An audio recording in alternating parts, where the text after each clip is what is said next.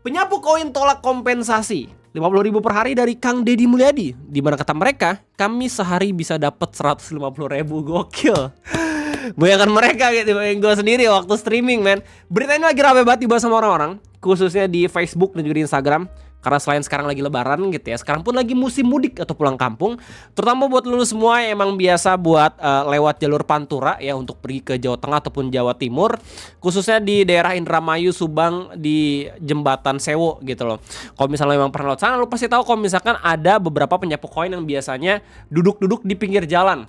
Nah, mereka itu berharap agar dilemparin koin sama kendaraan-kendaraan yang lalu lalang gitu, terus habis itu koin diambil-ambilin. Masalahnya adalah tradisi seperti itu udah banyak banget mengalami hal-hal yang tidak terduga. Salah satunya itu kecelakaan seperti video ini. Dan ini kagak yang sekali dua kali gitu ya. Karena emang banyak fenomena ini, makanya Kang Deddy Mulyadi ya selaku Gubernur Jawa Barat itu coba untuk melihat solusi biar sengaja itu waktu lagi mudik nggak banyak orang-orang yang nyapuin koin di jalanan. Akhirnya ya dengan segala macam soal yang dipikirkan, muncullah sebuah solusi untuk memberikan kompensasi 50.000 per hari ya kepada orang-orang yang nyapu jalan selama musim pulang kampung. Kalau misalnya gue beritanya itu 10 sampai 12 hari gitu, tapi ya gue bakal coba buat kasih tau lebih detail lagi melalui dua berita ini karena informasinya beda nih. Dan kita bakal coba bahas sama-sama lewat berita ini. Jadi selamat datang di Ngopi Ngobrolin Bahasa Indonesia bersama gue, your favorite Uncle Om Ray. Siapa yang gak pengen tiba-tiba dapat gaji ya 50.000 per hari?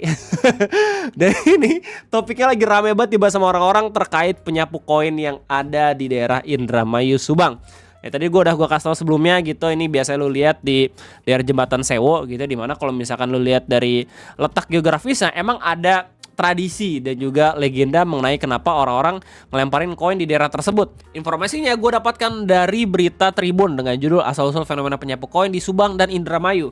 Dari tradisi jadi faktor ekonomi. Bang Rey, tumben banget lu Bang Rey ngambil referensi dari berita Tribun. Iya, soalnya kan ngomongin soal berita legenda ya. Makanya gue coba buat nyari ya dan nemu dari sini gitu loh.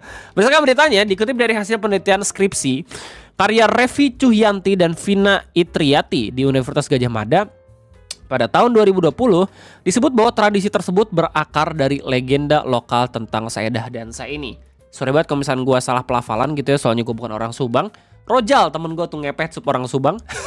Konon mereka adalah kakak beradik yang berubah menjadi buaya putih setelah menceburkan diri ke sungai tersebut. Gue kadang bertanya-tanya sebagai orang Sunda gitu atau orang Jawa Barat, ada apa dengan masyarakat zaman dulu terus selalu dikaitkan sama binatang-binatang albino gitu loh. Ini buaya putih gak cuma ada di Subang doang, di daerah gue pun Cikeas ada anjir legenda buaya putih dan segala macam. Keberadaan legenda Saedah Saini di Jembatan Sewo itu melahirkan kesan mistis beserta mitos yang berkembang di jembatan ini. Masyarakat setempat percaya bahwa melemparkan koin ke sungai atau ke jalan di sekitar jembatan adalah bentuk sedekah untuk menghormati penunggu sungai agar diberikan keselamatan selama perjalanan melintasi jalur Pantura yang dikenal rawan kecelakaan sampai pada akhirnya ada jalan tol. Ini unik ya, maksudnya dari legenda awalnya itu kan koinnya dilempar untuk penunggu-penunggu gaib yang ada di sana gitu ya. Sekarang 2025 sampai 2026 penunggunya menjadi real anjay. Bicara pendukung percaya dengan melakukan tawar duit di Jembatan Sewo sebagai bentuk untuk menghindarkan diri dari hal buruk di jembatan tersebut. Di sisi lain, tradisi dan kepercayaan itu justru melahirkan motif dan tindakan sosial baru dari tradisi menjadi peluang ekonomi. Dari sini lo akhirnya bisa paham kenapa masyarakat di daerah Jembatan Sewo itu sering banget ya berjejer di pinggir-pinggir jalan raya sambil bawa sapu karena emang tradisinya udah ada. Permasalahannya adalah kalau misalkan hal tersebut dilihat sama otoritas setempat, kayak misalnya DLAJ dan juga pemerintah pusat gitu ya, apalagi di hari raya Idul Fitri, mudik ataupun di high hour ketika jalan raya itu banyak kendaraan yang lalu lalang gitu ya. Hal tersebut itu sangat dapat membahayakan baik untuk pengendaranya ya dan juga untuk masyarakat setempat yang melakukan tradisi ini. Makanya ya Kang Deddy Mulyadi coba putar otak dan akhirnya mendapatkan solusi gitu dengan cara memberikan kompensasi kepada orang-orang yang biasanya nyapuin koin. Ini pro dan kontra ya. Kontranya berasal dari masyarakat internet karena basically kayak ngapain aja. Kayak itu kan mereka yang benar-benar ngebuat masalah, ngapain dikasih duit gitu. Udah tinggal sapu aja gitu. Maksudnya profesinya sama Satpol PP segala macam biar kagak balik lagi gitu ya. Tapi di sisi lain gue yakin Kang Deddy juga pengen ngelihat gitu prospek dari gimana masyarakat mungkin gitu ya bakal nanti ngedukung beliau, atau biar nggak sama-sama marah-marahan gitu ya, akhirnya memberikan kompensasi. Dan emang uang yang digelontorkan itu cukup banyak gitu ya. Nanti gue bakal kasih tahu datanya berapa gitu, soalnya di berita dari Tempo ya udah ada poinnya nih berapa miliar sampai pada dikocorkan hanya untuk kompensasi kepada yang nyapuin koin. Nah, beritanya ini nggak cuman dari Facebook ataupun yang dikutip dari Kopan sendiri, tapi ada beberapa berita-berita lain. Kayak misalnya berita dari Pikiran Rakyat dengan judul penyapu koin di Jembatan Sewu Pantura dapat uang kompensasi dari KDM agar tak lakukan aksi berbahaya lagi. Nah, tapi ada kabar selanjutnya yang bilang penyapu koin ditolak kompensasi 50.000 per hari dari KDM karena mereka sehari bisa dapat 150.000. Ini lucu banget. Kenapa begitu? Karena untuk sebagian orang-orang yang ngeliat berita ini gitu ya, mereka menganggap kalau misalnya orang-orang yang melakukan ini benar-benar tidak tahu diuntung. Kenapa begitu? Karena ya masih mending dikasih kompensasi daripada langsung diusirin gitu sama Satpol PP, iya gak sih? Makin berbahaya lagi gitu skenario-nya gak sih? Mereka itu buntung terus habis itu profesinya hilang gitu, gak dapat duit sama sekali. Yang mending kayak gini, cuman ditolak juga karena sehari kata bisa dapat lebih dari 50.000. Ada lagi berita dari Tempo, judulnya Deddy Mulyadi beri kompensasi 50.000 untuk penyapu koin. Ini tanggal 19 Maret, ini lebih lama gitu ya beritanya. Terus kemudian besoknya ada berita kelanjutan dari Pikiran Rakyat ya. Ini yang terbaru, di mana penyapu koin terima kompensasi 400.000 dari KDM, sebagian pilih bertahan demi cuan mudik. Jadi yang benar mana Bang Ray? 50.000 atau 400.000? Nah, untuk mengetahui informasi yang sebenarnya, kita tuh cuman tinggal ngelihat beritanya doang gitu. Intinya adalah 50.000 itu per hari. Ya, dan KDM ngelihat 12 hari mereka tuh bisa untuk dikasih, karena di 12 hari awal dan juga akhir lebaran itu kan biasanya jalanan bakal penuh gitu ya. Biar sengaja meminimalisir banyak banget orang-orang yang nyapu koin, akhirnya dikasihlah 12 hari. Jadi tinggal dikaliin tuh 50 kali 12. Harusnya dapetnya 600.000, tapi kenapa 400.000? Ini makin lucu lagi. Karena waktu pertama kali didata, dapet nih sekian orang yang jadi penyapu koin. Tapi setelah ada isu kalau misalkan yang nyapu koin dapat kompensasi dari KD, jumlahnya nambah. Akhirnya didata ulang dan makin membludak. Yang paling konyolnya lagi adalah setelah dikasihin duitnya, tetap aja ada penyapu-penyapu koin yang muncul di jalanan tersebut. Oh my god.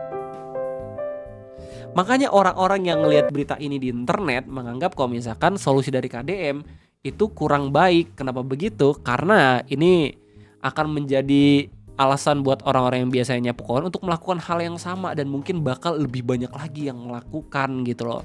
Lagian kalau misalnya kita lihat aturan dari keselamatan mengendarai motor dan juga mobil gitu, kegiatan-kegiatan yang seperti ini justru membahayakan orang-orang yang mengendarai kendaraan mereka masing-masing. Saya kalau misalnya pada hari itu koinnya tiba-tiba di tengah gitu ya, terus kejadian sama seperti video yang sama kayak gini ya, jadi kan yang bakal kena laka lantasnya nggak cuma pengendara juga gitu, tapi masyarakat lokal yang ada di sana, iya nggak sih? Tuh kan? Ya, well, berdasarkan berita dari Tempo dijelasin kalau misalkan ini bahkan udah sampai dianggarin sebanyak 6,9 miliar. Tapi uang kompensasi ini bukan cuman untuk penyapu koin ya. Berdasarkan berita dari sini dijelasin, DPMD Jawa Barat mendata pada Selasa 17 Maret terdapat 104 penyapu koin di Desa Sukra, Kecamatan Sukra, Kabupaten Indramayu. Sementara 55 orang penyapu koin beroperasi di Desa Karanganyar, Kecamatan Pusaka Jaya, Kabupaten Subang. Bermunculan juga penyapu koin musiman yang berasal dari dua desa tersebut hingga berdatangan dari desa lain. Dengan alasan tersebut, penyapu koin akan didata kembali. Aktivitas penyapu koin musiman di jalur Pantura kerap bermunculan meskipun telah ditertibkan. Nah, jadi sebelum pada akhirnya dikasih kompensasi ya sama KDM, ini sering banget ditertipin sama orang-orang tapi bakal muncul terus gitu loh. Gimana pada akhirnya dikasih kompensasi, iya gak sih? Orang bakalan makin seneng buat nyapu koin gak sih? Faktor ekonomi disebut menjadi pendorong warga melakukan aktivitas penyapu koin di jalan. Aktivitas yang sudah berlangsung lama juga menjadi alasan penyapu koin turun ke jalan dengan segala hormat gitu ya.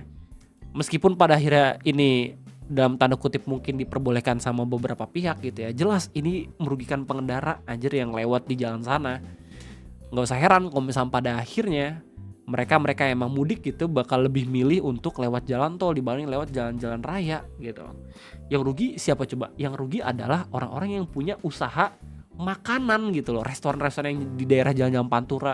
Lu pernah lihat nggak sih kalau misalnya mudik gitu ya lewat jalan-jalan sana, tiba-tiba rumah makannya udah pada kosong. Selain karena emang orang-orang udah pada lewat tol, menghindari juga kejadian yang seperti ini gitu loh.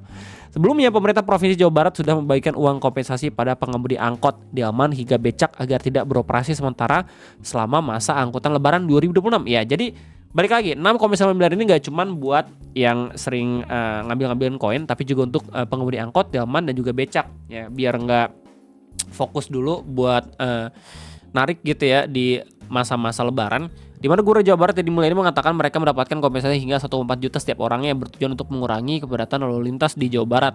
Sebanyak 5.000 pengemudi angkot, becak dan delman mendapatkan kompensasi sebesar 1,4 juta per orang, kata dia. Dikutip dari siaran pers Humas Jabar hari Sabtu 14 Maret. Jadi ini udah lama banget beritanya gitu ya. Uang kompensasi tersebut sudah disalurkan sejak Kamis tanggal 12 Maret di mana total anggarannya udah mencapai 6,9 miliar. Lebih lucu lagi soalnya kalau misalnya dari berita ini gitu ya, jadi berkurang dari awalnya 600.000 ya menjadi 400.000 doang. Di sini lo bisa tahu fakta kalau misalkan ya makin banyak orang-orang yang pada akhirnya menjadi penyapu koin karena mendengar kabar kalau misalnya bakal dikasih duit sama KDM.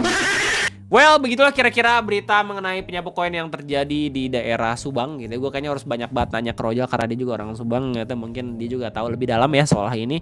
Tapi intinya itu aja mungkin yang bisa gue sampaikan terkait berita-berita soal Lebaran dan juga mudik ya. Tidak diskon tarif tol. Karena bukan gue kayaknya orang yang tepat untuk memberikan informasi tersebut. Di TV juga udah banyak gitu ya. Gimana tanggapannya? Silahkan tulis di kolom komentar. Jangan lupa buat likes. Thank you banget. Jangan lupa buat komen ya. Silahkan diskusi kalau misalnya ada fakta yang keliru dari gue. Sampai jumpa lagi di next video Ngopi Guru Diri. Bye bye.